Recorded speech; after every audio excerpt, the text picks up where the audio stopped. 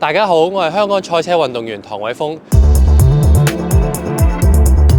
今日帶咗我自己呢部 Audi 嘅 B7 RS4 Avant 同大家見面啦。亦都裝上我呢個 Yokohama Advanced Sport V107。呢套胎裝咗半年之後呢，有少少個人嘅用後感，想同大家分享一下。呢一套 V107 第一次俾我嘅感覺就係好中性嘅，因為我呢一架 B7 RS4 就係一個前置引擎嘅4200 V8 NA 啦。呢架車出名就係車頭比較重嘅，所以其實佢對頭胎嘅要求好高嘅。好多時換其他胎咧，亦都會 feel 到佢可能推頭嘅情況會比較嚴重啲。相反呢一套 V107 俾我嘅感覺就係比我預期中硬。其實咧就令到成架車嘅平衡，佢成架車嘅 balance 咧就偏向冇咁推頭。其實呢個對我嚟講係一個好大嘅一個驚喜。呢一架 B7 RS4 我主要嘅用途都係揸長途比較多嘅。其實 V107 呢套胎俾我嘅最大驚喜就係佢嘅路噪其實比我想象中低，但係佢嘅咬地力，尤其是喺濕地咧，係我冇預期佢咁好啊。因為記得有一次係落雨嗰陣時，我可能係胎氣打高少少，其實佢個抓地力基本上係同乾地一模一樣。其實擺喺呢一架車度，即係除咗呢一架，因為呢一架有 Quattro 啦。其實我相信就算係一啲馬力比較大嘅後驅車咧，嗰個感覺上你揸上去，其實同喺乾地嘅分別真係差冇幾嘅。我第一次一揸上去，好明顯佢同同級嘅胎，佢嘅胎套 sidewall 咧係硬淨好多嘅。因為我揸過好多唔同嘅胎，就係佢都係偏腍嘅。對於呢架車嚟講，其實可能你入彎快少少，好明顯佢個 sidewall 會側得比較勁。相反個 V107 係企身好多，我覺得就好啱呢架車嘅。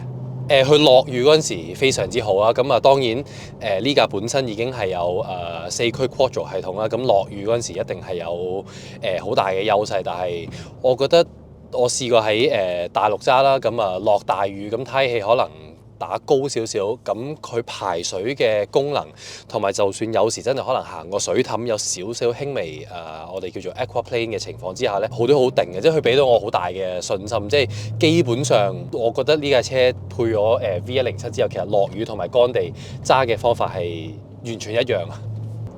優勝嘅地方就好似啱啱我咁講咧，就我覺得佢嘅胎土 sidewall 係比較硬身、比較企嘅。當然可能有啲人會覺得我可能會唔會呢個 ride quality 可能會硬嗰啲。我覺得好輕微，但係你調翻轉喺胎氣嗰方面，你亦都可以減翻少少去做一個平衡啦。但係最主要就令到成架車嘅指向性同埋佢嘅駕駛感覺咧係好咗嘅。我相反覺得佢嘅彎咧，以一個高性能嘅家用輪胎嚟講咧，我係非常之驚喜嘅。佢呢一套胎嘅功能，我覺得佢出嚟就係比高性能嘅房車啦。好似呢部 RS4 咁樣，其實你係舒適同埋性能要兼備嘅。當然佢嘅路噪係亦都比我想象中低啊。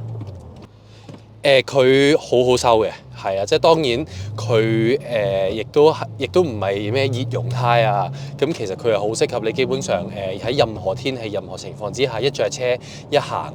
當然佢有翻少少溫度，就點樣都好啲嘅。我哋叫做可能平日喺香港夏天用嘅話，基本上可能你出車5分鐘至10分鐘，其實套胎已經係好理想嘅工作溫度啦。以套胎嘅價錢同埋性價比嚟講，係絕對超出我嘅即係令到我好 surprise 好驚喜嘅真係。我覺得一套完善嘅街胎就必須要係可以對應到任何嘅天氣情況啦。喺香港為例，我覺得就主要係極端嘅夏天啦，同埋係落雨嘅時間。要揾到一套乾地有翻一定嘅性能、抓地力，同埋落雨嘅時候，亦都係可以排到水，同埋俾到車主同樣嘅信心。我覺得唔多選擇嘅。V107可以講係我近期試過嘅輪胎裏面我最滿意嘅一套。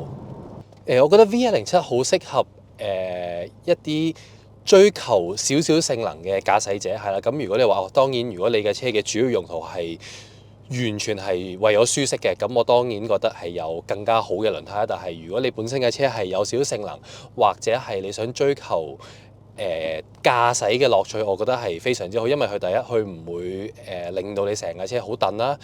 佢路噪亦都係偏低嘅，以一個高性能輪胎嚟講，咁我覺得佢係好兼容到日用嘅舒適，但係如果同時間可能你講緊週末啊，或者可能想揸得快少少 ，sprint 多少少嘅，佢亦都係可以俾到你同樣嘅信心同埋駕駛感嘅。V107我主要覺得佢嘅性價比啊，同埋即係佢價錢同埋俾到你嘅性能，我覺得暫時喺市場上好難揾到第二隻胎去超越嘅。咁我覺得如果你本身係追求駕駛感，咁你本身擁有嘅車亦都係叫做帶少少性能嘅房車，我覺得係一個最佳選擇嚟嘅。Yokohama